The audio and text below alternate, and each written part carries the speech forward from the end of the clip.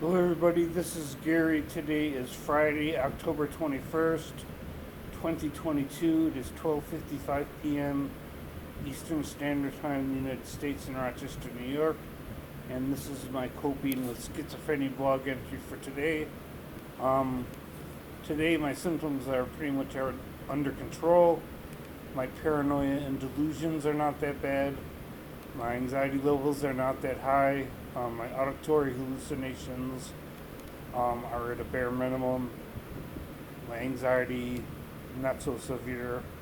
Um, it's kind of cold outside. Weather in Rochester, New York is getting a little colder as each day goes by. We're headed towards November and the beginning of winter, which always makes it a little bit more difficult to cope. I have a lot of physical body pain that gets worse during the winter, particularly in my legs. And my arthritis in my back and my joints gets worse during the winter. Makes it more difficult to walk around. But I do manage. I don't need any canes or wheelchairs or anything like that, and I'm grateful for that. Um, I do take medications for physical pain. I take an antidepressant, Cymbalta for physical pain, nerve pain, muscle pain, joint pain. I take Flexeril for muscle pain and back pain. I take Nurant for nerve pain and joint pain. Um, I also take Tylenol for general pain, and I take occasional Motrin for pain in my right knee, which I had surgery on May 13th. They removed a torn meniscus. But I'm cutting down on the amount of Motrin I'm taking because a long time ago I was taking way too much aspirin and my stomach just started vomiting up blood. My stomach just gave out and just opened up and I just started bleeding internally. And I have to watch how much of certain painkillers I take, over the counter painkillers like Motrin or ibuprofen, because they're in the same class of drugs as aspirin, and those classes of drugs can cause internal bleeding, and I've already been through that. Tylenol is not one of those medications, so I still take the Tylenol. Tylenol will not cause internal bleeding, but other over-the-counter painkillers tend to thin the blood out, irritate the stomach, and both of those things together could cause internal bleeding. And I almost died when I had internal bleeding. And we're going back like 10, 15 years at least when that happened. So I'm a bit cautious about taking anything for pain that would cause me to start bleeding inside. Um, those kinds of drugs are called NSAIDs, non-steroidal anti-inflammatory drugs. It includes aspirin, Motrin, Advil, Aleve. It doesn't include Tylenol.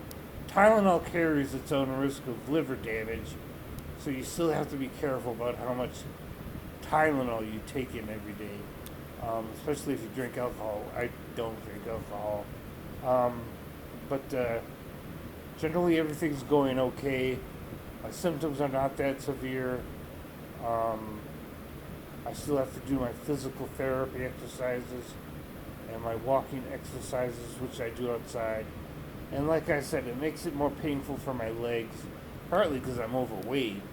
But the cold also makes it harder to walk around and increases pain in my muscles and in my knees, especially the knee that I had surgery in.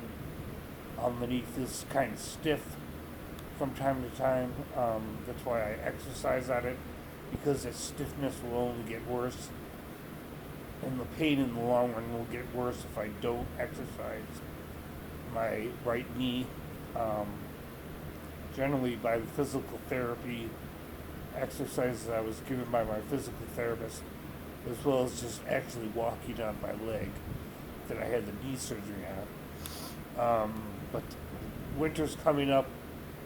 It makes it more difficult physically. It makes it more difficult to do food shopping. I don't have a car. It makes it more difficult to pay my bills, pay the heating bill. my rent, electricity, food, buy new clothes, whatever the task is. Winter always makes it more difficult because you have to go outside, you have to trudge through the snow and stuff like that. And also my mood generally gets worse. My anxiety generally gets worse. My paranoia, my delusions, my hallucinations tend to get worse during the winter. It doesn't necessarily have to reach the level of being a psychiatric emergency, but it generally is more uncomfortable physically and mentally for me and a lot of other people in this world when winter comes. So I'm not looking forward to the winter. I don't like the winter. I don't like the cold. It just is an overall round mood destabilizer. The darker days, the shorter days, the colder weather, it just makes everything more difficult. And there are certainly a lot of people out there who would agree with me on that.